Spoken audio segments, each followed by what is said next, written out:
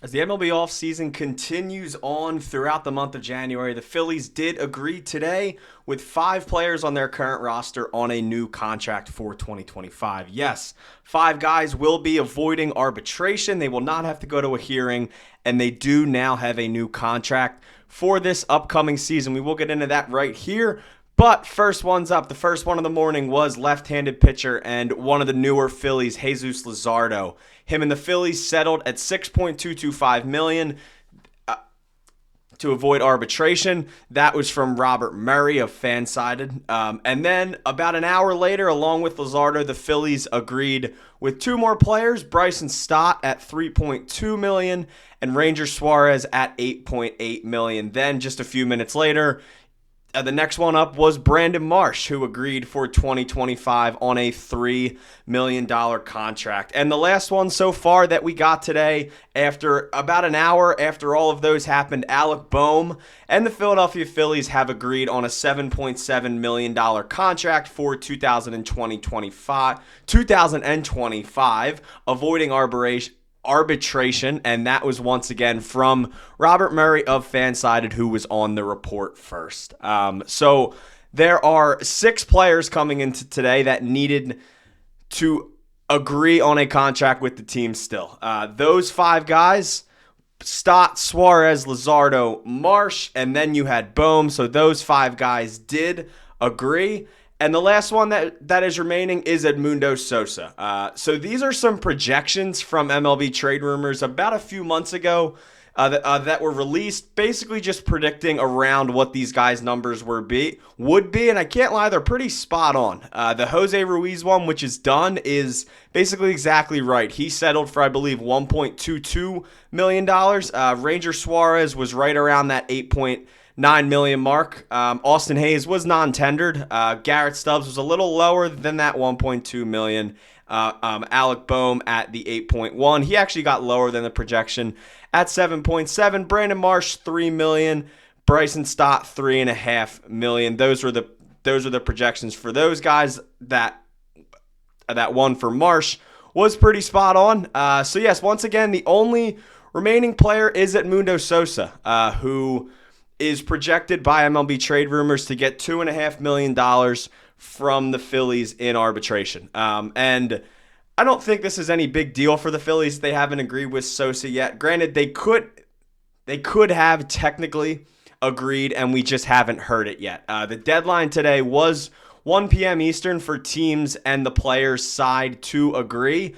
But sometimes these reports definitely start flying around after that 1 o'clock Eastern time. So you never really know if it's done just yet. So for all we know, as of right now, the Sosa agreement could have happened. We just don't necessarily know about it yet. And I think Sosa and his team are sort of playing the safe route and almost knowing the value of Sosa.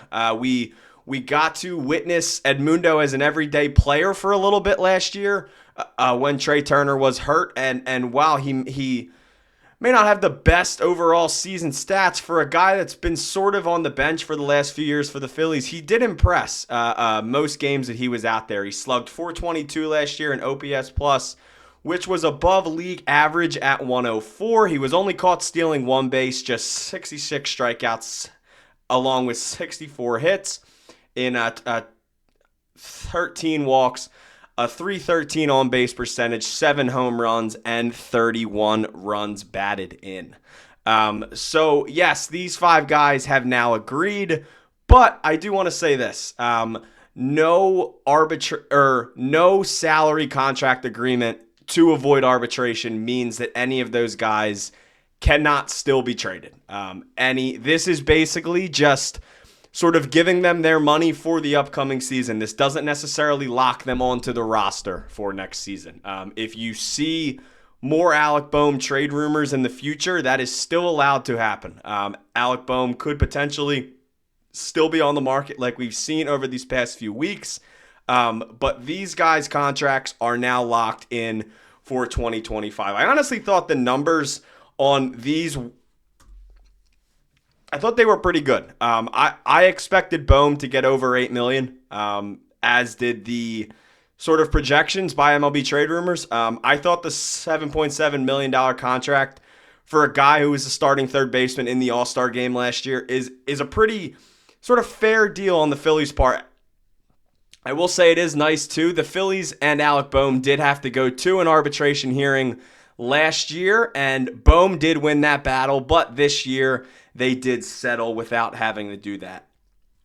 I will say this, I am talking a lot right now, and some of you out there may be like, what is arbitration? And arbitration is a process for determining a player's salary for the upcoming season. So really how this works, the player and their team each submit a proposed salary.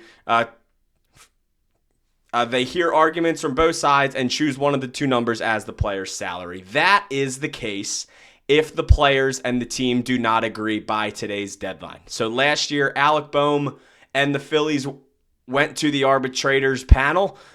This year, he will not be. There obviously is still a chance that could happen with Sosa. So how do players get eligible? They're eligible for arbitration after 2 to 3 years of service time.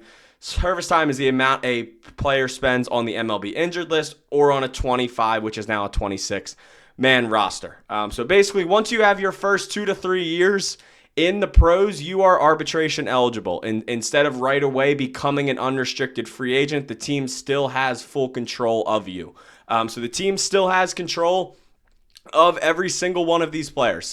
So as of right now, none of these guys are going anywhere. They're all locked into new deals. And I will say, just sort of back on the note of the deals that got today, I think this deal for Jesus Luzardo is an awesome one. The fact that if he does get back to that early 2020s form of Luzardo, I think $6 million for this guy is incredible. If you want to compare that, a guy that's not going to pitch in our organization probably at all this year, I think you know his name, is making $18 million. So we have Jesus Luzardo for 1/3 of the price of Taijuan Walker. The Brandon Marsh deal I thought was very fair for both sides. I don't think Brandon Marsh is some top-of-the-line outfielder, but for $3 million and a guy that had an OPS last year over around 740, I think this is a very fair deal. I don't mind the deal with Stott either. I think that's a pretty sort of cheap price, especially if the Stott bounce-back season is here. And as far as Ranger, this is the last year of Ranger's contract. Him and his team did accept this number, and him and the team did agree on this $8.8 million.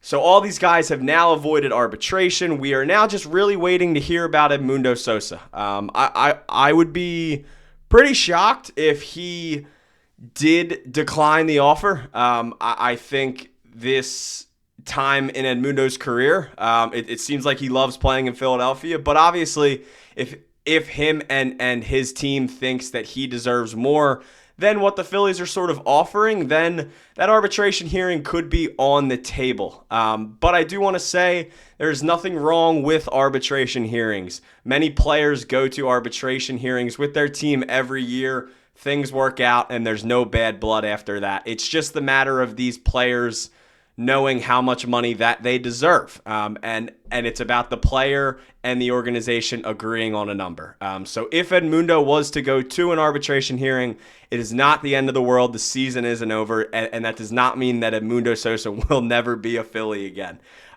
So with that, that is it for me today on Phillies Digest. If you guys enjoyed this video, please like, comment, and subscribe. Let me know what you want the next Phillies move to be. If you still want another bullpen guy, if you still want another bat, or if you're content right now with the Phillies roster. With that being said, my name is Luke Arcaini, and I will see you next time.